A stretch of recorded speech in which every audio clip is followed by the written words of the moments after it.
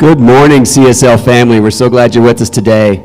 It's a beautiful day in Boise, Idaho. Happy 4th of July. And we're so grateful to have Miss Lisa Bittick-Lowe with us. Give her a big hand. You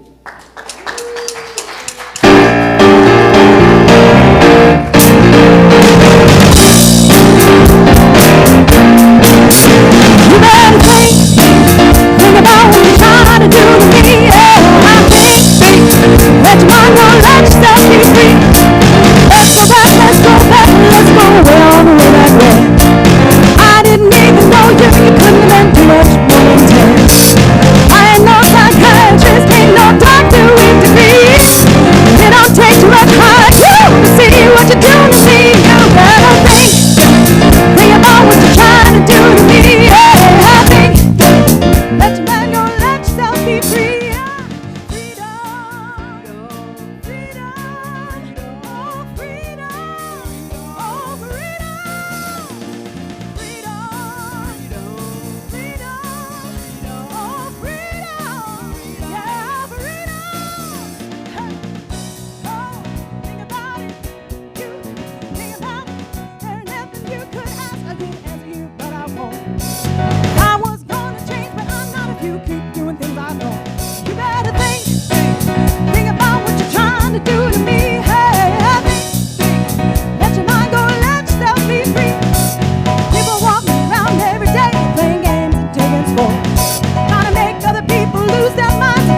You don't lose yours. Oh, think about what you're trying to do to me. Hey, I think that you're not gonna let yourself be free. Oh, you need me and I need you. Without each other, there ain't nothing people can do. Oh, think about it. Oh, think about it. Hey, think about it. Think about it. Think about forgiveness.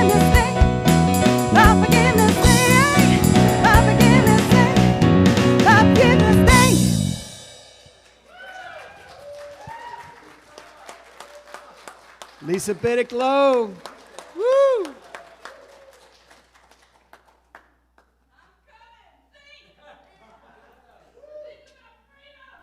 Freedom.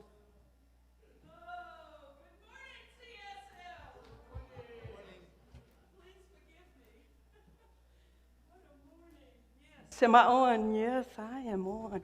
Think about freedom. Please forgive me, those of you who are on the Facebook Live watching a blank stage. If that ever happens, just keep singing. Good morning, I'm Jackie Holland, the minister at the Center for Spiritual Living here in beautiful, amazing Boise, Idaho. How great it is this morning to be with you on this 4th of July. 4th of July holiday weekend. So thank you for those of you who are joining us online this morning on YouTube Live, or if you're watching this later on in the week or on the day, we welcome you and just so glad you're here. And for those of you who are here in the sanctuary, thank you. Thank you. I thought y'all would be shopping and getting ready for your 4th of July picnic tomorrow. Gosh, what a great day we are going to have. You've already heard the beautiful sounds of our princess, Miss Lisa Bittick. Yes. On drums today, keeping the heartbeat of the church going is, as always, our beloved, wonderful, amazing Phil Bowden, just off of a day at Green Acres yesterday, yes, and his band. The name of your band is Something Vinyl. I got a little color thing going on? You can't dress me. You can't. This has been a morning, can I tell you? Oh, okay, anyway, vinyl what? Classic vinyl. Classic vinyl. You want to look for classic vinyl with Phil Bowden and his band because they play some really fun tunes. I mean, really fun. And of course, on the bass this morning, keeping the low tones, Mr. Ted McClurg. Yes. None of this would happen if it weren't for our amazingly talented keyboardist and musical director, Mr. Rex Miller.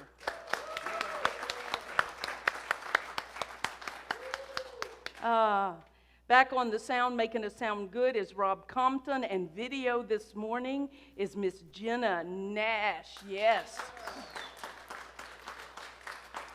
You were greeted this morning by Reverend Janine and Harold, and right after church, we have a very special hospitality for July birthday, so we invite you, all of you, even if you don't have a birthday in July, to stay after service and participate in some amazing hospitality food brought to you, set up this morning by Darlene G. And after church, Margie is going to be doing the cleanup, and a magnificent chocolate cake was handmade by Miss Margie Strong for our birthday people today, yes. And JJ Bullock brought us some 4th of July cookies or 4th of July cupcakes and so forth. So we're so glad. Thank you. So happy to be able to say thank you. This week, our cosmic cleaning crew keeping the church all clean for you was Mary Perry with JJ Bullock training her. Our children's teacher with your children today, teaching them about freedom within, is Elizabeth Edwards, and your e-blast was brought to you this week by Miss Donna Sheedy. Let's just give all of our volunteers. Yes. So let's just take a deep breath. And again, I do apologize to you. I had my dog had surgery. Now, you see, I am childless. So I really have not gone through those years of worrying about your children and taking care of them and all that. And my dogs, for the most part, are pretty healthy, you know, or my dog is pretty healthy. But this morning, she decided to play victim, you know, kind of roll over like, Mama, don't put the cone on me. Don't make me eat. So I'm running late on everything, and we just know she's fine at home. But my way of apologizing to you. Let's just take a deep breath. Just feel our heartbeat begin to just slow down. Consciously focus on your heart space. That strong heart that beats blood throughout your body and supports you. Those strong lungs that breathe in freedom and support your precious body temple.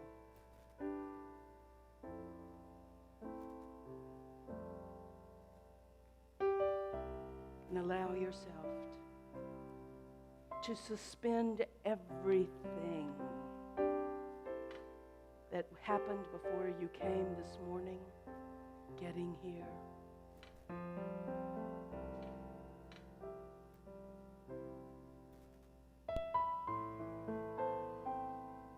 And rest in the loving arms of Spirit.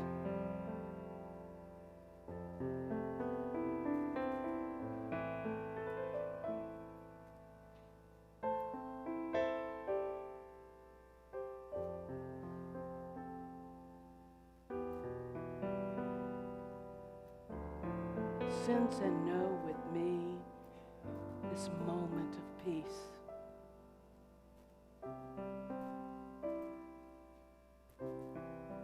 Take a breath and allow yourself to rest in the words of our practitioner of the day, Miss Deborah Whitman. It is my honor to introduce Phil Bowden, who will light the world religions candles from the Christ candle. In religious science, we perform this ceremony to acknowledge that all people and all faiths come from one great universal presence, which we call Spirit. In lighting these candles, we honor the one family of humanity, made up of over 4,000 religions and spiritual traditions throughout the world. And so on the birthday of our own American government, we honor these 5 paths and their teachings on government by divine law. We light the first candle for Islam, which teaches that No nation is refused prosperity and success if the foundation of its thoughts and actions rest upon piety and godliness, and upon truth and justice. We light the second candle, which honors Buddhism, teaching that righteousness as the basis of all government is this quote: "A king should abandon his own precious life, but not the jewel of righteousness, whereby the world is gladdened." We light the third candle for Christianity and read the clear message of the master teacher Jesus, who said, "Render unto Caesar the things that are Caesar's, and unto God the things that are God's." We light the fourth candle for Judaism. We read that peace is the most important responsibility of government. Pray for the peace of the government, for except the fear of that, we should have swallowed each other. We light the fifth and final candle for all forms of new thought and read the words of our founder, Dr. Ernest Holmes.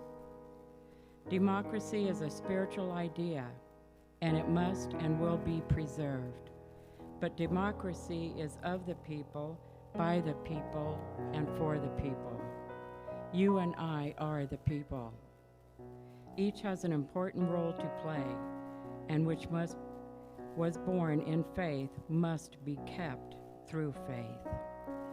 So let us quiet our minds and open our hearts to the message being sung by Lisa Bittick.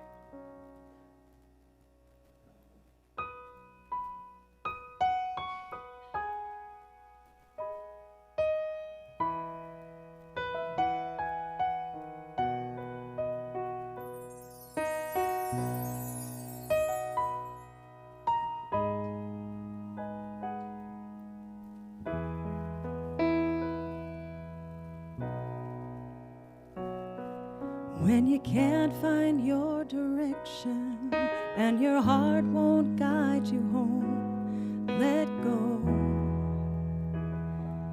let God. When your dreams are broken in the dust and you've lost the will to trust, let go, let God.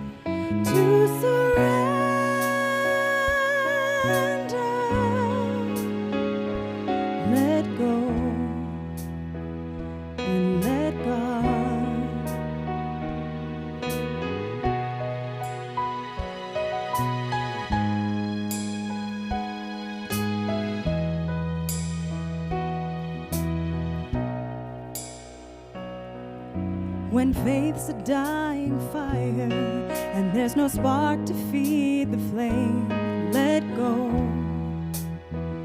and let God.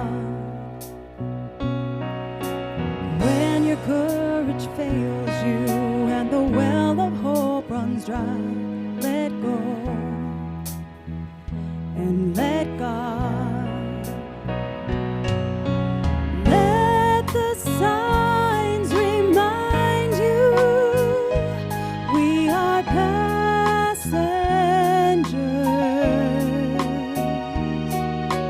Let the signs remind you to surrender, to surrender.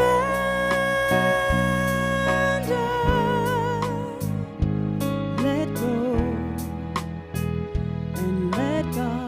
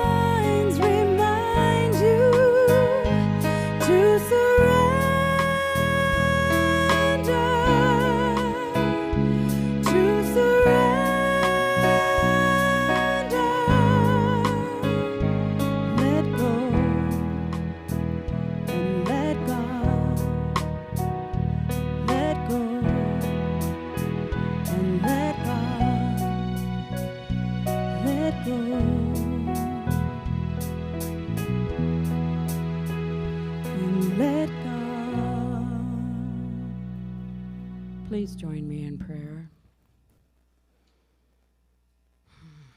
As I recognize this one power and one presence that is divine intelligence, infinite mind, this power and presence that brought each one of us here this morning together, knowing that we are all one. My heart is filled with joy to see all of you here this morning and to see those of you that are good friends that I haven't seen in a while. What a blessing it is to have you here. And I surrender to this power and presence. Surrender with me and open your heart, open your mind to the message being spoken today by Reverend Jackie, as she allows Spirit to work through her and bring forth exactly what we need to hear today, a message of freedom. And I give thanks, so much thanks, for everyone who came together this morning to make this service possible. What a joyful time it is, as together we say, Namaste, Om, Shanti, Ashe, Aho, Amen, and so it is. And let's welcome Lisa Bittick.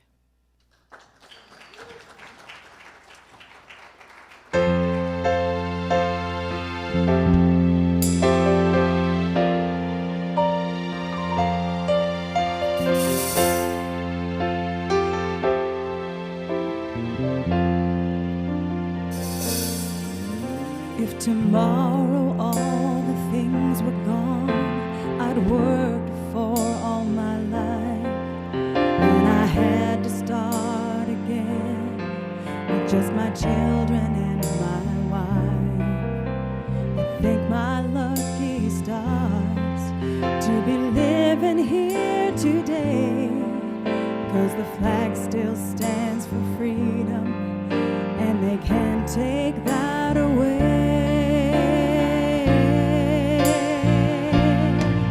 And I'm proud to be an American, where at least I know I'm free.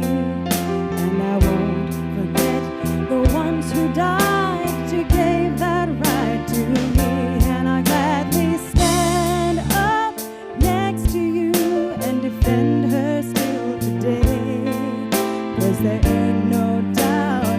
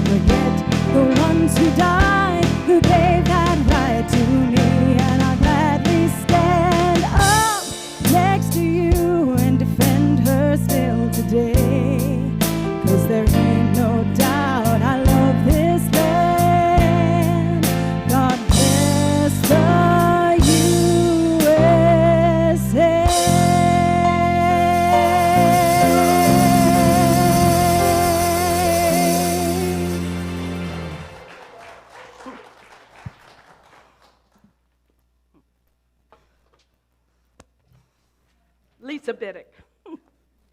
Lisa Bittick, ladies and gentlemen.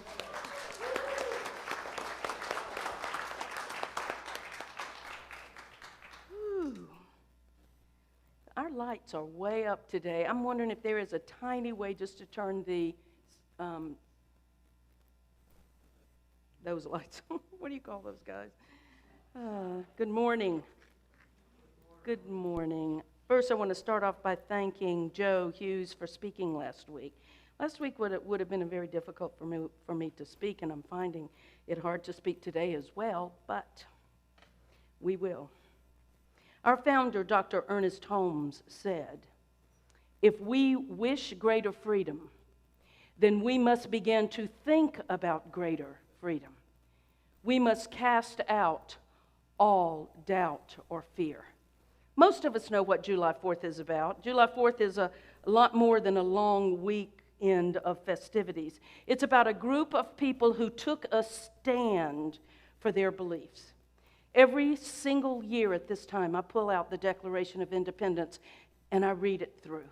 Every year. This year, it was the most difficult thing I have done in a long time. I pull it out and I read it because it is truly an awesome declaration of severance or separation from being oppressed, from the king, from England, freedom from oppression. But this Declaration of Independence, this document was not undertaken until the level of frustration and anger had resulted in hostility. So it took anger, it took frustration, it took pain, and that to reach explosive proportions before something was done. There's a part of me that can't help but wonder right now, what if they had sat down? What if the king, King George, had been willing to sit down with these amazing patriots, these amazing, courageous men and women who came here for greater freedom? They came here for freedom of religion, and yet, ironically, what we find is then the people who came here began to study the religion of a few strong people. They began to participate in that one religion of the strongest people in the group. So I don't know, how free was that? But what would have happened if all parties had granted respect to each other, had released their hold on greed and avarice and anger and control and this is mine and not yours attitude? But they did not. And we know the story. Tea being thrown in a harbor. Give me liberty or give me death. Midnight rides. Men sitting in a stifling room in Philadelphia. Big signatures on a document with John Hancock. Slavery being traded for freedom for white men, not women. Independence Day is a day to be free, but from what? This week, last week, God, it's been a lifetime ago, the Supreme Court of the United States of America demolished Roe v. Wade and took away rights of women that we have had for over 50 years, rights to control our own bodies, rights not to carry a child given to us by an uncle or a father or a rapist, rights for us to get the right kind of medical care that we need. But that wasn't the worst thing that they did under the guise of states' rights. At the same time that they're giving states the rights to determine this issue of abortion, they're taking away states' rights a day later when they told New York that it couldn't make rights and laws about gun control in their state. Which is it, Supreme Court? Which is it? At the same time, this week they took away major rights of our Native Americans here in this country to have trials on tribal land. So we are celebrating Independence Day this weekend. But what are we celebrating? When we think of independence. So this is a difficult talk for me because most of you who know me know that I love the 4th of July. I put flags out. Usually we festoon this room with flags and so forth, but the flag has turned into this issue of tribalism, and for me, it no longer holds the love that it once had. But I heard this song. Thank you for reminding me. I'm an American, where at least I know I am free, and I am free to stand up for my rights, and you are free to stand up for your rights, to come to this church to worship freely. There are many other things that we have. When we think of independence symbolically and metaphysically in terms of consciousness, there's a rich field of ideas from which we can evolve a greater understanding. The fireworks, which I hate and my dog hates even more, are powerful symbols of the necessity in consciousness of facing and embracing the fire within. I want you to think about the fire that those men had. Now look, they were not perfect. Our Constitution, our Declaration of Independence is not perfect. Let's just start with that. This Constitution and Declaration was written by a group of men who thought it was okay to own slaves, and women were considered property, and there's a lot of things that are wrong with it, but they were trying to the best of their ability to do what was right for a country that they loved and that they were creating. We can only do the same now, given our level of consciousness, but we think about this, the fire that's within us, the gift that is freedom. These fireworks also represent the experience of awakening, the moment when our divine spark ignites us to experience who we truly are. This is what the 4th of July is about. It is about celebrating our nationhood. Of course it is. And I am proud to be an American, and please do not misunderstand anything I'm saying. I am proud to be an American. But we are not perfect. But the 4th of July gives us an opportunity to ignite that spark that is within us, to realize who we truly are, free to speak our word, to speak our mind, to change ourselves, and to change beliefs that we have. So how can we look at independence from a spiritual growth viewpoint? Well, here's what I think we have to start with, as I already have. We start by looking at the many ways in our own lives that we are not independent, but in fact are very, very dependent. For example, how dependent are you and am I on social media? How dependent are we on the beliefs that we have from a dogmatic system that we are unwilling to look at? In a country that celebrates freedom today, where many groups of people are still struggling to feel equal, women, our LGBTQI+ community, and more. That dogmatic system, that's what I'm talking about. How dependent are we on the rules of behavior that other people have made that we feel we need to live by? How dependent are we on thinking only in ways that are acceptable, saying yes when we want to say no, being something that we don't want to be because we want to be accepted? We want to be in that code of acceptable behavior that we did not create. How dependent are we on our limited expression of our uniqueness? How dependent are we in fitting in because we want to fit in and not be different, not be unique? How dependent are you and am I on letting others make decisions for us? On your appearance? How dependent are you on your self-doubt? How dependent are you on the roles that you have created for yourself and that I have created for myself? Very dependent. How dependent are we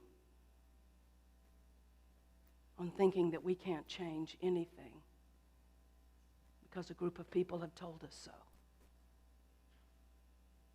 To truly set ourselves free from all the shackles that we have and to live in an individual state of freedom, we must begin in our mind. We say this every week, but I want to tell you this. 4th of July really is the high holy holiday for religious science because we teach freedom. That's all we teach in this philosophy. You can boil it down to as many different words as you want. You can cover it up with all these cute little stories, but the reality is that religious science teaches one of only about 3 things. God is all there is. The universe is God, and we are free to choose our expression. That's all we teach. And every week I try to come up with a different way to tell you that. And 4th of July is pretty great because we can blame it on these men who sat in Philadelphia and talked about freedom. But the reality is they knew something. They knew something. They did not have to stay in a dogmatic system called the monarchy in England. They didn't have to put up with taxes. Although, boy, if you've bought gas lately, you might want to have a little revolt yourself about taxes. I'm just saying. Here is the thing. It all starts in the mind. Habitual thoughts that we have had our whole life, given to us perhaps by somebody else, not even us, through our thinking, our own self-examination, become habitual thought patterns. And habitual thoughts are like ruts in a dirt road. Our mind slips into them over and over. At first, steering down another route becomes extremely difficult. Getting out of that dirt road. You ever done that? Have you ever been on a dirt road in the country, like in North Carolina all the time, after a rainstorm and there are these ruts? You just can't get out of it. But the brave do. Habitual thought patterns come from year after year doing the same thing or being attached to old beliefs, being dependent on things as we just talked about. It comes from being conditioned early on in our lives by people, parents, friends, teachers. Supreme Court. Habitual thought patterns come from a feeling of safety that can wash over you just from the familiarity, being familiar, being comfortable with our habitual thought patterns. But here's the good news. You and I and every person has the ability to change these thought patterns and to change the world. As we continue to grow in consciousness, we become more actively aware of how dependent we are on things. You know, we want to think of ourselves as an independent group of people, and truly we really are, but we live in a multiverse, and so it is time for us to say not what I am dependent on, but what I can gain my independence from fears, from culture ideas, from old habitual thought patterns. To celebrate our personal independence widens our scope of reality to knowing without a doubt how truly, truly we are all one in this thing called life together. So the metaphysics of Independence Day. Listen, I love speaking about the 4th of July. In fact, I have this thing on my computer where I put all my notes. And my notes on the 4th of July are 82 pages. Yeah, 82 pages. And I was reading over them last night, and I was thinking, I don't even really want to talk about it. I don't know that I really want to talk about it today. I don't know where we can find this, but I wish I could give every human being on planet Earth a copy, and I can give it to you guys. In fact, let's post this week where you guys can all get it. A talk that Dr. Ernest Holmes, our founder, gave on July 4th, 1937. He gave this talk at the Wiltern Theater. And you know, I thought about this morning just getting up and reading it to you because there's never been a better talk written about independence and the 4th of July than this one. So I'm going to read a couple of things that really, with your permission, that really touch my heart from his talk. He begins it by saying, ever since the dawn of civilization, ever since the first humans began to grasp the significant fact that they were individual beings in a universe that seemed to be more or less hostile to them, the entire search of the human mind, its whole endeavor, has been to get free from evil, from bondage, and the shackles of lack, want, fear, superstition, uncertainty, pain, disease, poverty, and the fear of the hereafter. And because of this, human systems exist. Organized philosophies sprung up. Sciences develop. Educational systems are conducted. Collective security is sought after. And religions are formulated to allay the fear of humankind relative to the soul. The great demand, he said, in the world today is for a sense of security, freedom, and liberty. But we must be very certain that we do not swap one image of bondage for another. He said, I have read a large part of the religious and philosophic history of the world, and I have noticed that almost invariably When the world traded one religion for another, it did not get a good deal. The Pilgrim Fathers who came to the shores of New England came to worship God in their own way, but the moment they got here, everybody in the colony worshiped God in the way that the strong-minded members of that colony decided was the way to worship God. That is not freedom, he says. Even in our newer religions of the last 200 plus years, very frequently we meet people who say they have now found the truth, and then, unfortunately, a large majority of them disclose that they merely have found an idea that they like, and they call it the truth, because they're egotistical, self-conscious, self-righteous people with an attitude of condemnation towards others. 1937. You'd think things would have changed. Not so much.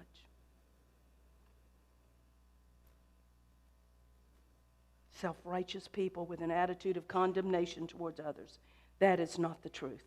In studying one system of thought after another that has transpired, I have noted how extremely difficult it is for the human mind to conceive liberty without license, without egotism, and we can only give birth to freedom when we have conceived liberty. True freedom, true liberty has something cosmic behind it.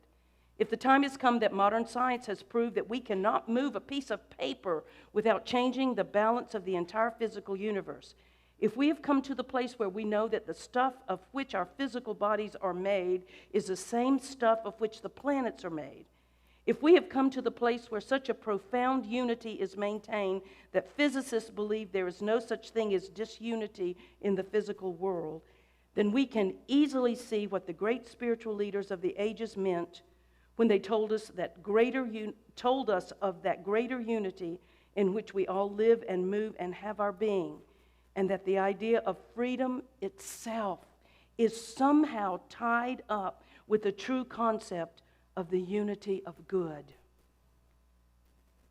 The idea of liberty, of freedom, has behind it a cosmic purpose, and it is somehow tied up with the unity of good. If our nature is one, if God is one, and we know that God must be one, for an entire universe cannot be divided against itself, then we are all tied into an individual unity. We must get back, he said, to this unity to find the meaning of freedom. Until we know of oneness, we will never understand freedom, he said. Nothing in any part of this cosmic whole could be considered freedom that would destroy the liberty of some other part of it. I'm going to read that again. Nothing in any part of this cosmic whole could be considered freedom that would destroy the liberty of some other part of it.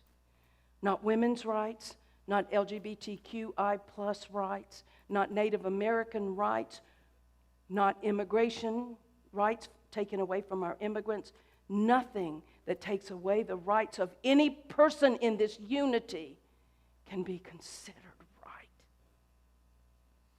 That would be self-destruction. That would be the kingdom divided against itself. Freedom then, he goes on to say, will only come in such degree as we no longer do anything that hurts anyone. But it does not mean that we have to become spiritual or intellectual doormats. Nothing in my belief causes me to feel that God or the creative principle wants me to suffer for myself or for anyone else. How can the Supreme Being desire my suffering without imposing that suffering? And what kind of universe has a God who suffers and imposes suffering in a changeless reality? And he talks a lot about divine wisdom. He talks about how we desire freedom. He said, we desire freedom. We do not like evil. We do not like pain. We do not like poverty. We do not like unhappiness. Why should we? None of us likes to go to bed and worry all night and get tired out in the morning. God does not impose it on us. So why do we do it? Because we sense freedom. We sense liberty. We sense God. Yet out here in the objective world, we experience limitation. And the argument is between what we feel we ought to take place and what we see and the world experiences. And that's what's going on for us right now. We are torn between what we believe should be taking place, what we trusted would be taking place, what I believed with all of my heart, that democracy is the greatest system on planet Earth, and that democracy would help us through the difficulty that we're having, and I was wrong. But it's nothing that cannot be turned around. It's nothing that from which something new cannot emerge. I'm telling you, something new is emerging. He ended his talk at the Wiltern in 1937 by saying this: I believe that the true spirit of democracy is a spiritual conception where there is freedom, liberty without license, and a flexibility that makes evolution possible on the foundation of freedom. As we enter into the spirit and the meaning of Independence Day, the day when liberty symbolically was conceived, the day when freedom objectively in our country was announced, we should think of it not merely as a political system or form of government, but we should think of it as a spiritual conception, an idea in the divine mind of God itself, taking form in human experience. We should learn to love that liberty, and in loving the idea, we should learn to tenderly and prayerfully handle the embodiment of that idea and nourish it to greater strength. We should really conceive again the great spiritual conception of that rugged man of God who said that the government of the people, by the people, and for the people shall not perish from this earth. So what can we do? Where can we go? Our forefathers wrote that we are endowed with certain liberties. We must claim those liberties now in our world and in our mind. Nelson Mandela said, I have walked that long road to freedom. I have tried not to falter. I have made missteps along the way. But I have discovered the secret that after climbing a great hill, one only finds that there are many more hills to climb. You know, for the last couple of weeks, I've been screaming at the mirror and at anybody who listened to me, didn't I fight this 50 years ago? But there are more hills to climb, Nelson Mandela says. One finds that there are more hills to climb. I've taken a moment here to rest, to still a view of the glorious vista that surrounds me, to look back on the distance I have come. But I can only rest for a moment, he says, for with freedom comes responsibility, and I dare not linger, for my long walk is not ended. Emmett Fox, one of the amazing New Thought authors and ministers that was an associate of Ernest Holmes and somebody that I have studied for many years. He wrote in his American Spirit, he says, the finest constitution and the greatest declaration of independence ever made are but phases. They're just words, phrases, until they are incorporated into the practical lives of living people. Read those words in their archaic language, but until we involve them in our heart, our mind, our bodies, they're nothing but words. He says, and so unless you are seeking to embody the American spirit in your own personal life and conduct, you are no true American, even though you may have authentic Mayflower ancestry. He says, if you allow yourself to judge the worth of a person by anything except their character, you are no American. If you discriminate against anyone for any reason that is outside of their own control, you are not a true American. If you judge him or her by their parents or their external conditions instead of by themselves, you are not living up to the words of the Declaration of Independence. If you allow yourself to be hampered by any questions or precedents or traditions, you are not living in freedom. If you think that any kind of honest work can be degrading, then you are no true American. If you would rather be independent, if you would not rather be independent in plain surroundings than dependent in luxury, you are no true American. If you allow yourself to be dazzled by any exalted office, or intimidated or hypnotized by pretentious titles of any kind, then you may not be a true American. How easily we take our freedoms for granted. No one can force us from our homes. Well, okay, Patriots Act kind of changed some of that, but overall, no one can force us from our home without cause. No one can keep us from church or dictate our prayer. Way to go, Supreme Court, when you allow prayer back in church. You know, I want to personally speak to that as a minister. I am not in favor of prayer in schools. Did I say school? Did I use the wrong word? In schools, sorry. In schools. I think if you want to teach your children to pray, you might want to take them to the mountains and let them sit in nature, or by the beach, or take them to a house of worship, synagogue, mosque. But school, no. But the Supreme Court has said yes. And so yay for the Wiccan and all of the other prayers that can now be spoken in church. No one can prevent us from denouncing a government that does not provide our freedoms. This weekend, we remember that we are beneficiaries of a relatively few people who over 200 years ago did something that would forever change the course of human history. They declared independence. And a shockwave continues around the world today from those men. And so today we have a responsibility not only to cherish our freedom, but to champion the rights of people here and abroad who continue to live in fear and persecution.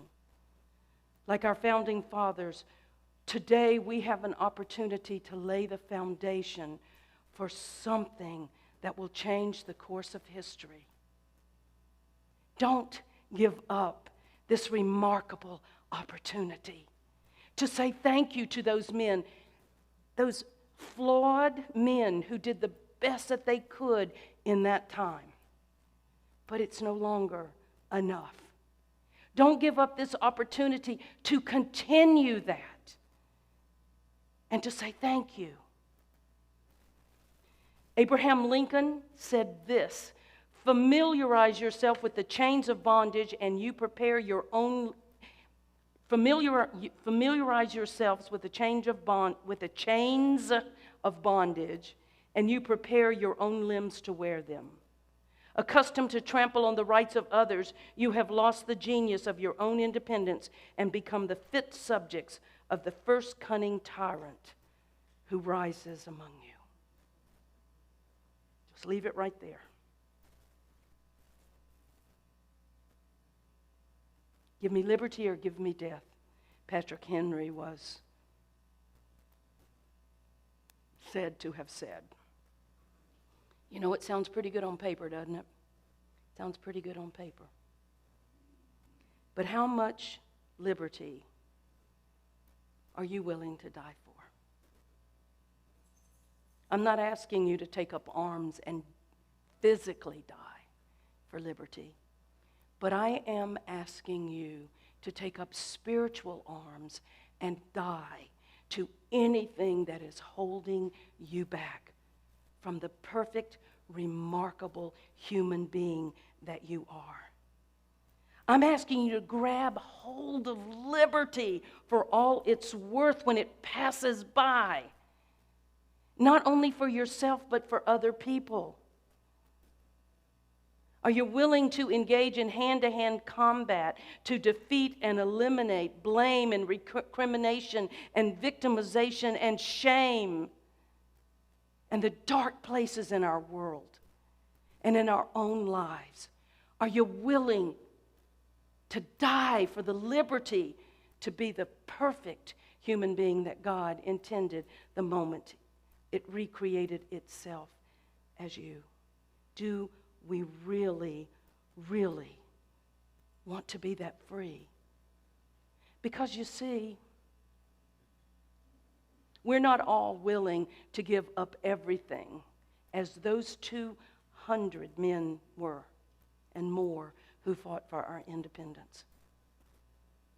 We may not be willing to give up our money, our homes, our lives, so that we can begin a system of government that'll work for all people. But I will say this to you, we can do our part. Because when one person is free and announces their freedom, it frees another and another and another. Our silence against the things that are wrong in our world serves no one. And it dishonors those men that gave us the right to be Americans. And it dishonors every soldier who has fought and died since to give us our American. Albert Einstein said the world is not dangerous because of those who do harm, but because of those who look at it without doing anything. I cannot tell you how to believe or what to be about some of the things that are happening. And you all understand that when I speak about how I feel, it's about me and how Jackie Holland feels. For me to say that I believe that the Supreme Court has done an injustice for women is not, in fact, an indictment by the Church of Religious Science or the Centers for Spiritual Living. That's for them to decide what to say. All I know is this, that if our mission statement and our purpose statement is to create a world that works for everyone through our teachings of oneness and unity and freedom, all I can say is it's not working for me and for many. So I want to be clear that these opinions are my opinions only. Our Constitution is an amazing document, and it calls on people who prefer to take care of themselves. If you read the Constitution, it's hard to read, but it is an amazing document. And if you don't have the Declaration of Independence or the Constitution of the United States of America, I am happy to make you copies of mine. Or, guess what? Go online, and you can see copies of it. Emmett Fox wrote in The Historical Destiny of the United States, he said, the American Constitution would be unworkable unless the people of this country are self-reliant, self-determined, and resourceful. We must have courage, he says. The Constitution is intended for those who desire to manage their own lives and fend for themselves and be personally independent. And these are the very things that just are outstanding characteristics of the majority of the American people, and I believe that with all of my heart. One of my favorite people on the face of the earth is a man by the name of David Alt. Many of you know Reverend David, Dr. David. Before he became a minister, he was an amazing New Thought minister with Alliance, which was an organization that was on the forefront of the AIDS fight. And he then became the minister, became a New Thought minister. In 2002, he said he looked at the Declaration of Independence and he said, I can't take it anymore. And he made the decision to rewrite the Declaration of Independence. And so I want to read to you his Declaration of Independence on this day. So Rex, come on up here and let's just, I would say do patriotic music, but don't. The new Declaration of Independence. When in the course of human events, it becomes obvious that the recognition of the interconnectedness of all expressions of the divine has been overlooked or misunderstood by the great numbers of people, it becomes necessary to declare these truths to be self-evident. We, the people of consciousness, hereby declare there is only one indescribable infinite that is the creator of all that exists in the visible and the invisible world. We choose to recognize this indescribably infinite as God, Spirit, universal mind, intelligence. The indescribable infinite is the life essence of all that is, since it has created all that is from itself. It is the Spirit within all of creation. There is one cosmology which the indescribable infinite has been and is expressing. That cosmology consists of the entire universe as we understand it and beyond, and all that is within this universe. God as Spirit is fully within all of its creation, and its creation is wholly within it. We are one with and inseparable from God and from all of its creation. And so it is. Amen. Amen. I invite you just to turn within for a moment of private prayer right now.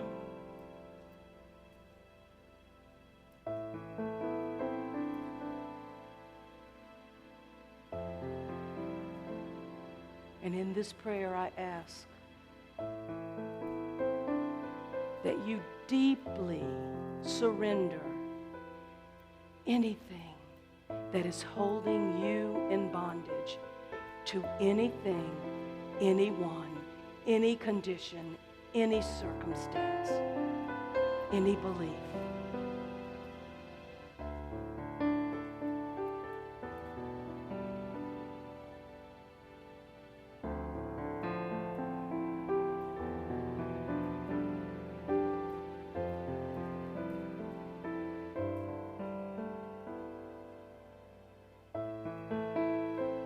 Courage. The amazing American patriotic courage. Declare your independence.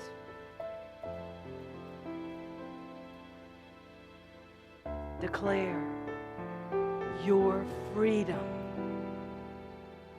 right now.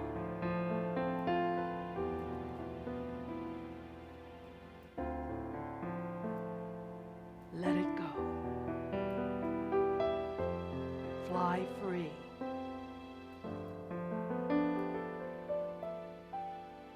Amen. Amen. Amen.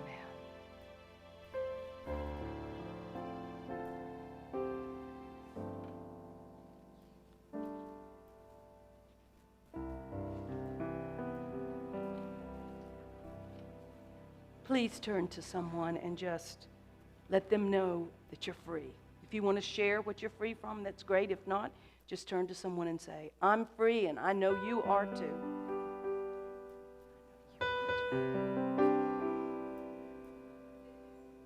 Come on up, band.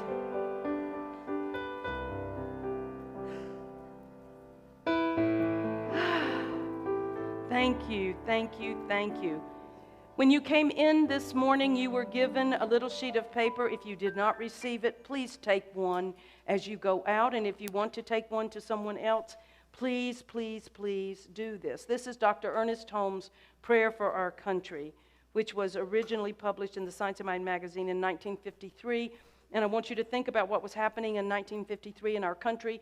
The Korean War had just ended. We were going through a lot of issues in Washington, D.C., and so Dr. Holmes wrote this, and I just think it's one of the most beautiful writings on freedom that I have ever seen. This is just a moment of a time for us to talk a little bit more, give you a couple of announcements, and I'm going to invite, yes, come on up, come on up, sweetie. Shaddy's coming up. Good morning, everybody. Oh, God. Do you hear me? Yeah. Yeah, okay. This is a beautiful day about freedom, and actually we're celebrating it, really. I'm so happy to be here. As you hear my accent, so many of you know me. I come to this country for freedom, and I am so proud to be part of it. I've been here 10 years, so it's side something. But 3 years ago, I started come to the church, and I become one, understanding the oneness, and understanding the power of freedom of the mind as well, and freedom of the body. So I intend to yoga class was taught by Amy, and actually it's a Kundalini class, and it's amazing. To be honest, if a person did not grow up with it, I learned it, and it's actually really, really feeling so good. And I'm sorry I'm taking time, but It's okay. it's very important. They just have picnics to go to. Yes, That's yes. okay, though. Very, very quickly, sorry. But okay, so this Wednesday, it's already, every Wednesday we have Kundalini Yoga at 5:30 to 6:45, and then Course in Miracle at 7 o'clock to 8 o'clock. But every first Wednesday, we call it Awakening Wednesday, actually, thanks to everybody involved in it, like Loretta Needles, Dave, everybody. Also, so this weekend coming, or this Wednesday coming, it's amazing. Please come check it out, because a lot of energy in the air about freedom this month is everybody celebrating. So come and consume it and share it with everybody as well. So in the same time, so we have the Kundalini Yoga at 5:30 today, Wednesday, and then also I'm making from heart to you guys, like from my heart to you, hummus, baba ghanoush. It's called Oneness Dib, buddies. So it's a hummus, baba ghanoush, and actually tabbouleh will be a meal, $10 offering, love offering, actually only 20 meal it's available. And also we will be hearing about the positive thinking, of the powerful thinking, the positivity from our friend and member of the church, Ian Raleigh. So please come and check it out. If you need to order, just text me, and if you need, just come and have fun. Thank you, thank you. So Shadi, thank you so much. He is reminding us that every Wednesday night here in the church, we have yoga and Course in Miracles. This Wednesday night is our special Wednesday night, and we have Ian Riley who's going to be talking about positive thinking, and I want one of the meals, please. I'm number one, I want one of the meals. He's going to be talking about positive thinking and KISS, keep it simple, silly, is how he calls it, okay? You want to come. And also we have an amazing lineup in August as well. So we have Lisa Compton. Would you come up, please, and just make a quick announcement about your Tuesday night group? Please. You know, we are attempting to create programs to support the entire community. Surprise announcement. So Tuesday night here at the center, we do what we call the Recovery Bridge Group. It's called the Soul Recovery Group, but we're just talking about spiritual principles that support you in your life, whether it's recovery or anything that you're getting over and expanding to. So join us at 7:15 here Tuesday, every Tuesday. So I sort of think, you know, we think of this, thank you so much, Lisa Compton, practitioner Lisa. We think of this Tuesday night as addiction recovery group, and I think that if the truth be told, we are all addicted to something. And so what Lisa is saying is just don't think it's not for you if there's something that you're trying to overcome. Anything, it's a perfect thing for our holiday time. So I also want to announce that I will not be on the stage for the next 4 Sundays. I am taking July to get moved into my new home. I'm going to still be in town, but I will not be speaking on Sundays. You may see me in church because I've never missed church in almost 50 years of my life, so I don't know what I do on Sunday mornings. I mean, I really don't know what I do on Sunday mornings, although I may take the opportunity to go to some other churches just to check out the competition. Kidding. No. But, so I want to tell you that we have an amazing lineup of speakers, and next week, starting with Salome Mwangi, who, let me tell you, you do not want to miss this woman. She currently manages the Refugee Speakers Bureau at the Idaho Office for Refugees. She came to this country 17 years ago from a resettlement program in Kenya.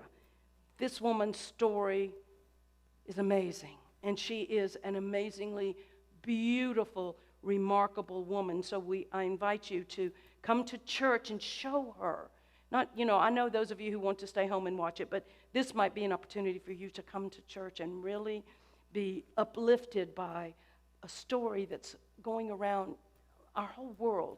So I want to say to you that although I will not be on the pulpit on Sunday, I will be available to you. Clearly, I'm not going to be out of town, but our practitioners will be taking over a lot of the pastoral work and so forth in my absence, but I am just a phone call away for emergencies or for problems. So please know that. And I think that's all I'm supposed to announce. Oh, let me just say this. To receive prayer, those of you in the sanctuary, pick up this prayer request form, fill it out and put it in the prayer chest that's in the lobby. For those of you who are at home online, you can send your prayers into prayers@cslboise.org. Prayers@cslboise.org. Your confidential prayers will be picked up this afternoon, and our practitioners pray for 30 days or more for you. So, please avail yourself of prayer.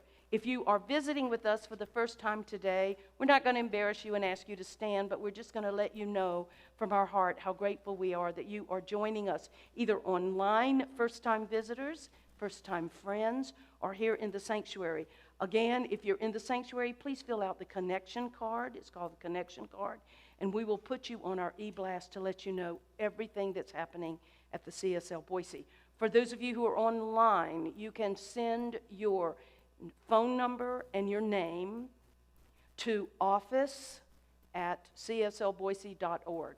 Office@cslboise.org, and you will be put on the list to receive the e-blast and to receive a welcome letter. So today and the first Sunday of every month is going to be celebrating birthdays of the month. So here we go. Come on up. Any July birthdays in the room? Are there any July birthdays? Rob Compton, come on down here, Rob Compton, come on down. Come on down, come on down. Oh, wonderful. Come on right here in the middle. If you could somebody get a photograph of this. Come on, and okay, now you know how I feel about this, so. Any other birthdays? And for those of you who are online, is it Jenna? Is it your birthday as well? Well, come down, girl, if you can. Just put it on whatever it's on. Okay, and come on.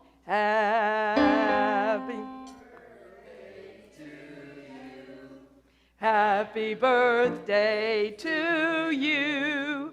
Happy birthday, dear July birthdays.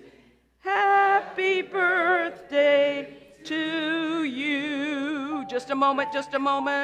Okay, make an affirmation.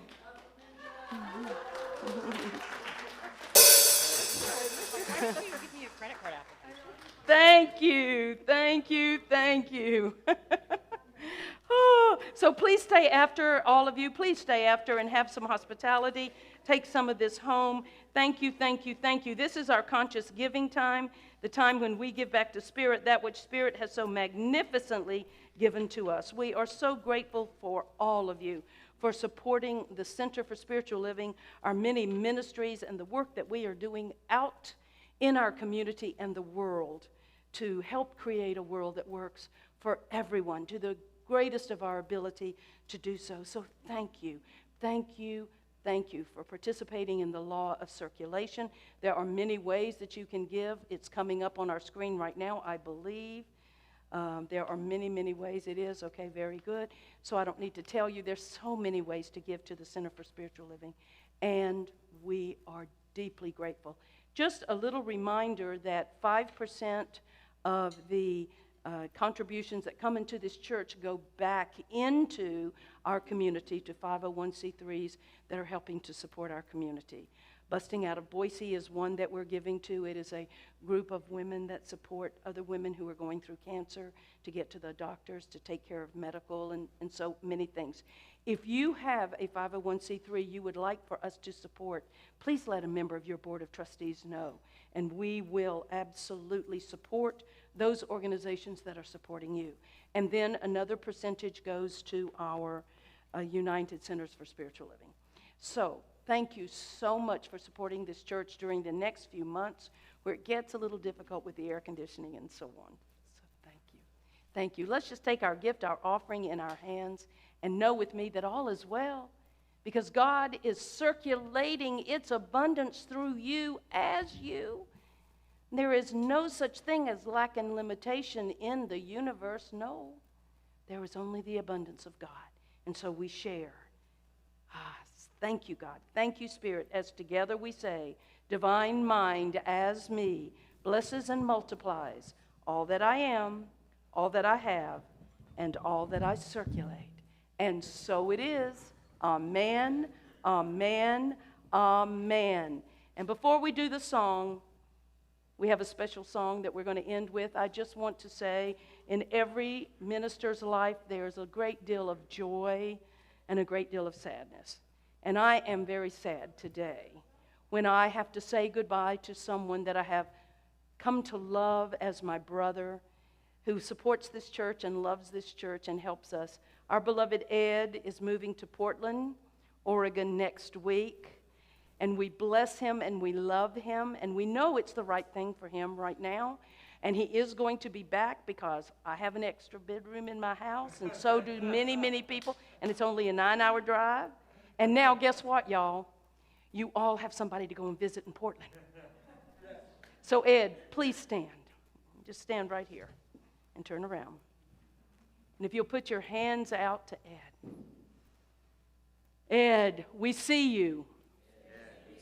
We know who you are. You are a divine expression of God. You are magnificent. You are wonderful.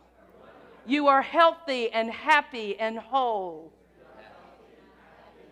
Portland is lucky to get you. We miss you. We love you. We love you. We love you. We love you. Mr. Ed. Woo! And the princess, Miss Lisa Bittick.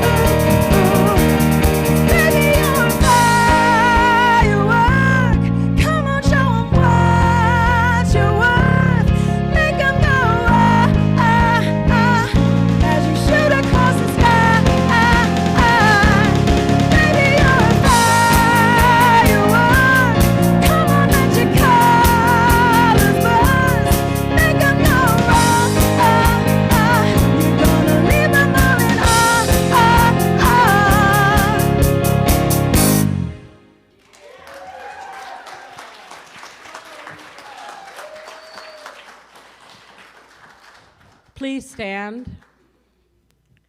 May you all be blessed this week with remembering all of the freedom you truly have. Peace and blessings.